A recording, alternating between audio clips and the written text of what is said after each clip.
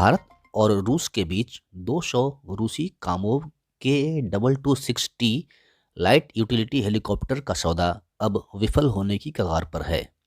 दरअसल भारत अपनी एयरफोर्स और आर्मी के लिए 200 कामोव के 226T हेलीकॉप्टर्स खरीदने की कोशिश में था।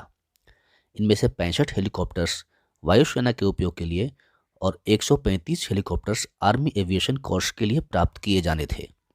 यह भी तय था कि इनमें से 60 हेलीकॉप्टर्स तैयार हालत में भारत आते और शेष 140 का भारत में IRHL अर्थात इंडो रशियन हेलीकॉप्टर लिमिटेड द्वारा उत्पादन किया जाना था। IRHL एक जॉइंट वेंचर है जिसमें रूसी कंपनी रोस्टेक की 49.5% और हिंदुस्तान एरोनॉटिक्स लिमिटेड की 50.5% हिस्सेदारी है।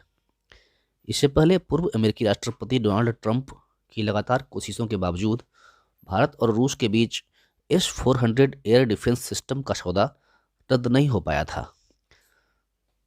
अब तो ये सिस्टम भारत को मिलने शुरू भी हो गए हैं। दरअसल अमेरिका में कई सीनेटर यह नहीं चाहते थे कि भारत के साथ अमेरिका के रिश्ते खराब हों, क्योंकि क्वाड में भारत की भागीदारी के अलावा चीन के विरुद्ध और इंडो पैसिफिक रणनीतियों में भी भारत की भूमिका अहम है।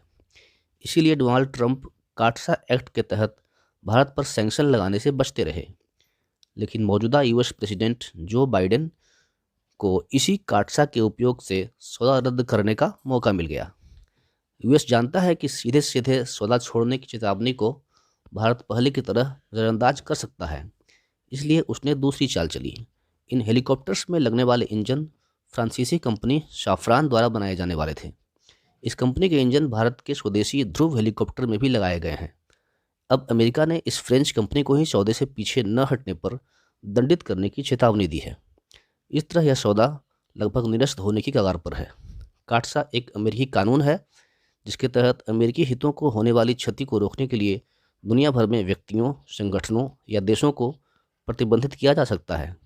यह कानून 2017 में डोनाल्ड ट्रंप के कार्यकाल में बनाया गया था।